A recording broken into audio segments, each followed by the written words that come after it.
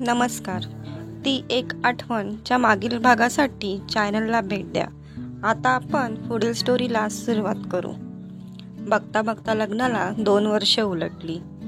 एकदा एकांतात ईशानं राजाला म्हटलं, राजा, तू माझ्या बोलण्याचा विपर्यास करू नकोस. कुठलाही गैरसमज करून घेऊ नकोस. पण मला एक गोष्ट कळत नाहीये की तू माझ्यावर इतकं प्रेम करतोस. चुंबन, आलिंगन, प्रत्येक इच्छा पूर्ण करतोस. पण मुलं होण्यासाठी आवश्यक असलेला संभोग आपल्यात घडत नाहीये. असं का? लग्नाला 2 वर्ष झाल्यावरही आपण अजून अविवाहितच आयुष्य जगतोय. तू म्हणतेस ते खरंय. राजानं कबुली दिली. त्या रात्री ईशानं खोलीत गुलाबाच्या सुगंधाचा स्प्रे शिंपडला. स्वतः सुंदर गुलाबी नायटी घालून राजाच्या जवळ आले. राजा तिला बघून प्रसन्न हसला व म्हणाला, नुकत्याच उमललेल्या कमळासारखी दिसते आहेस. ईशानं त्याला मिठी मारली. चुंबन आलिंगनानं ईशा उत्तेजित झाली होती. पण तिला स्वतःपासून दूर करत राजानं म्हटलं, ईशा, आता नको, चल झोपूयात. राजाच्या या वागण्यानं ईशा पार कोमेजली. ढग बघून मोरानं पिसारा फुलवावा अन वाऱ्याच्या झोतानं पाऊस न पाडताच ढग निघून जावेत, तसं तिचं झालं. तिच्या मनोमराचा पिसाराही मिटून गेला. ईशा चिकाटीनं शांतपणे राजाला शारीरिक संबंध घडून येण्यासाठी उत्तेजित करण्याचा प्रयत्न करत होती. पण तिला यश येत नव्हतं. रोज सायंकाळी नटून थटून ईशा राजाची वाट बघायची. रात्रीची जेवणं झाली की दोघं गच्चीवरच्या झोपाळ्यावर बसून गप्पा मारायची. कधी चंद्राच्या प्रकाशात तर कधी ताऱ्यांनी खचून भरलेल्या आभाळाखाली. गप्पा मारताना वेळ कसा सरायचा कळायचंच नाही. अशाच एका रात्री ईशानं राजाला म्हटलं, राजा, आपण कुठेतरी बाहेर फिरून येऊयात ना. खूप दिवस झाले आपण बाहेर गेलो नाही. राजा तिची कुठलीच गोष्ट टाळत नसे. त्यानं लगेचच काठमांडूची विमानाची तिकीट बुक केली. दोघं काठमांडूला गेले. ईशानं तिथं नेपाळी पोशाखात फोटो काढून घेतले. ईशा अजूनही नववधूसारखीच दिसत होती. 7 दिवस त्यांनी तिथले सगळे सुंदर स्पॉट्स बघण्यात घालवले. राजा ईशाचं कुठलंही म्हणणं टाळत नव्हता. त्याचं तिच्यावर जीवापाड प्रेम होतं.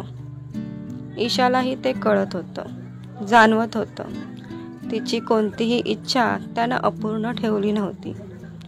पण रात्रीच्या वेळी तो ईशाला जे हवंय ते देऊ शकत नव्हता. पहिल्या रात्रीपासून आज लग्नाला 4 वर्ष होऊन गेली तरीही तो तिची क्षमा मागायचा. खूपदा म्हणायचा, मला घटस्फोट देऊन तू दुसरं लग्न करून घे. मला इच्छा असूनही तुला जे हवंय ते मी देऊ शकत नाही. बोलता बोलता त्याचे डोळे अश्रूंनी डबडबले. ईशानं त्याला जवळ घेतलं. राजा, असं बोलू नकोस. आपण सप्तपदी चाललोय. एकमेकांच्या बरोबर राहण्याचं वचन दिलंय. कुठल्याही परिस्थितीत आपण एकमेकांना सोडणार नाही. राजा, माझंही तुझ्यावर प्रेम आहे.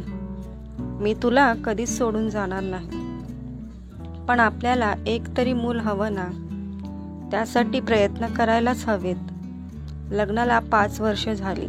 सासू सासरे, आई वडील, नातलग, मैत्रिणी सगळेच ईशाला म्हणायचे, पुरे झालं प्लॅनिंग, लवकर एक बाळ होऊ दे. घरात बाळाच्या येण्यानं चैतन्य येतं.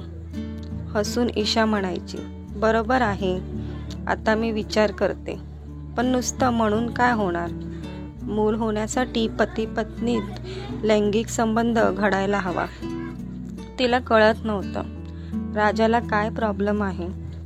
तो लैंगिक संबंध टाळायला का बघतो. इतर कशाबद्दल तिची तक्रार नव्हती.